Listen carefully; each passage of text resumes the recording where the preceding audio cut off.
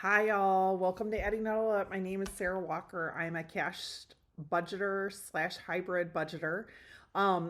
We are on a journey, 30 days of basically 30 days challenge to turn my finances around, basically, is what it is. It's get rich, finish rich at the end of the year. Obviously, I cannot do that in 30 days. Getting wealthy in different ways takes much longer than 30 days. But this is just as a challenge I decided to take for myself. So if you're interested in that, like, subscribe, hit the button, hit the notification bell so that you can get every single one that I'm doing. We are currently on day 5. Woo! Day 5. Okay, so this is automate your emergency savings. So some people ask me, how do I make an emergency savings? If you ever lost your job, get laid off, this is going to become really, really important come 2023. If you don't have an emergency savings, the next couple of months might be a little tough because I do know that there's a lot of companies that are laying off. I live here in the Michiana area, which is one of the hardest hit areas in 2008. It will probably be hit again because our industry here is RV. I mean, if our RV factories are not working, this area gets really desperate really fast.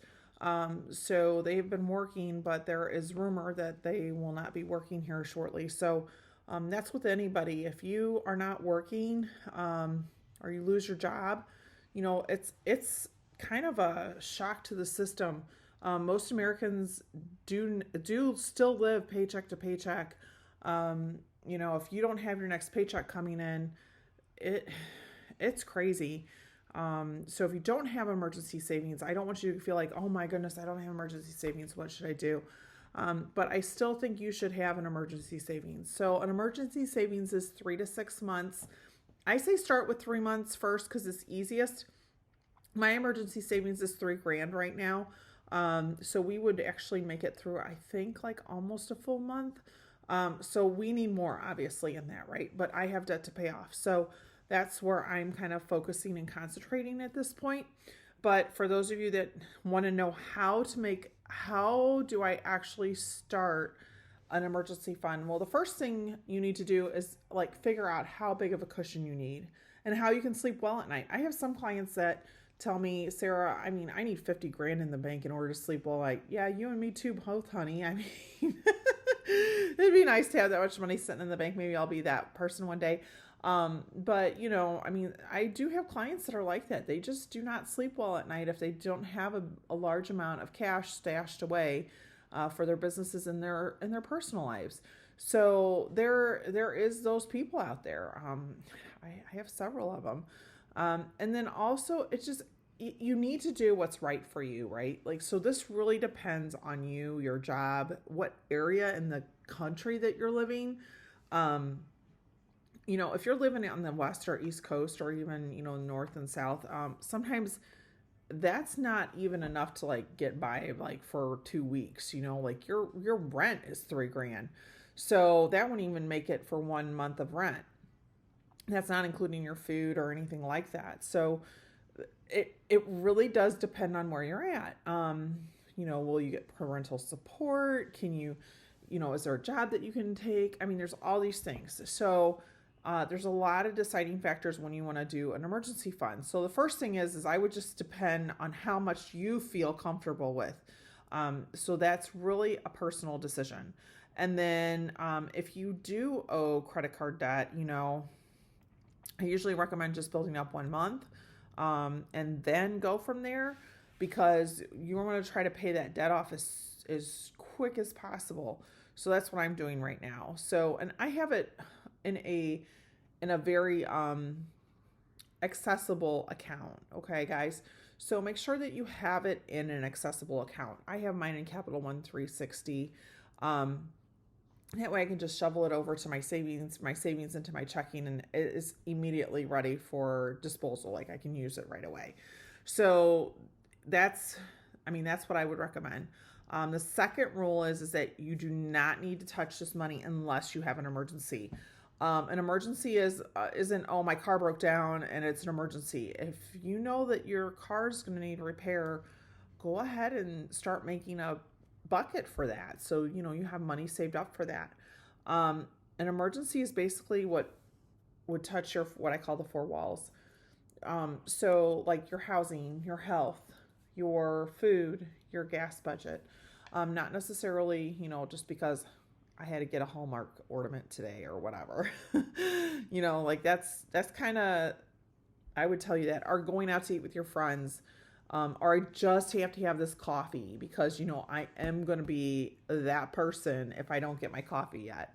I know I can be that person in the morning, but it's all good. Like I would just make sure that you do you. And then make sure your emergency money's in the right place.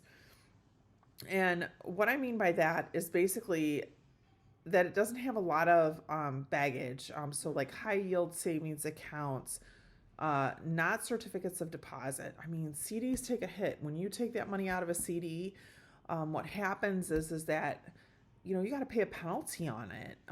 So unless there's a freedom CD or something that you can like pull and there's no penalty on it, I wouldn't do that. And then let's see, and then just automate it. So automate your savings, kind of like I said with your retirement, automate your savings. So if like you went through and you did your budget, right? So you got organized, right? That was day one. We got organized. And then day two was we had to see where our paycheck was going, so we were kind of looking to see where the paycheck was going. If you have extra savings outside of that, that you think that you can pay towards that 1 month of savings, or you're paying down debt, right? So automate that. What does that look like? Every other week, I get paid every other week. If you get paid every week, if you get paid every other week, if you get paid bi-monthly, if you get paid, however you get paid. So look at it from that standpoint. Okay, so how much could I actually put into this high yield savings account that isn't part of my normal budget or my four walls, right? So if it's not in there, then just automate it. Like just have it sucked out of your check. A lot of companies, ADP, Paychecks, your companies will allow you to put money into different, like one into savings and one into checking. Why not automate that? If you got, $1,000 coming to you on the week that you get paid, let's say you only get $900 on the week that you get paid, weekly or whatever, that's $52,000 a year. So then what I would do is I would just have $100 go into a savings account. You could totally automate that.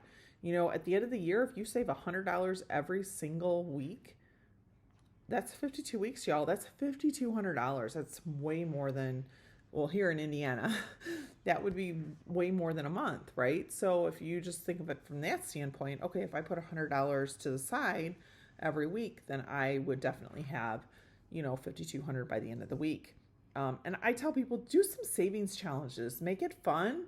If you're doing a savings challenge, I personally love the 52-week challenge, or the 100 envelope challenge, where you go 1 to 100, or you go 1 to 52 and double it. I mean, it's a lot of fun by the end of, 1 and then 2 and then 4 and then 8 and then 16. I mean, make it fun. Make that challenge fun.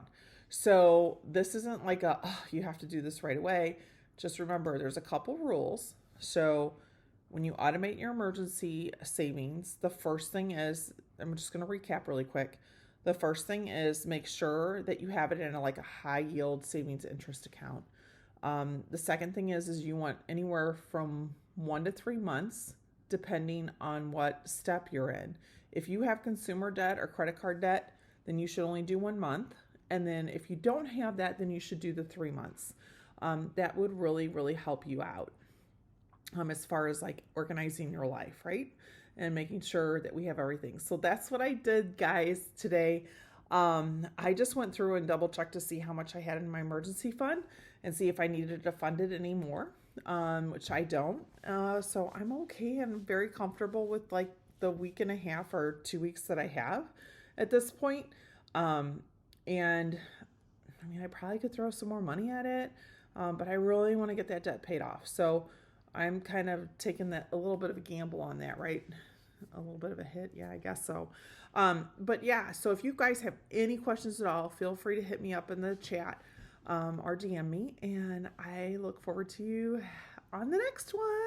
All right, well, we're going to be going into day 6, which is making your emergency fund work harder for you. So I'm excited to talk about some of those things too. All right, everybody have a great night. Bye.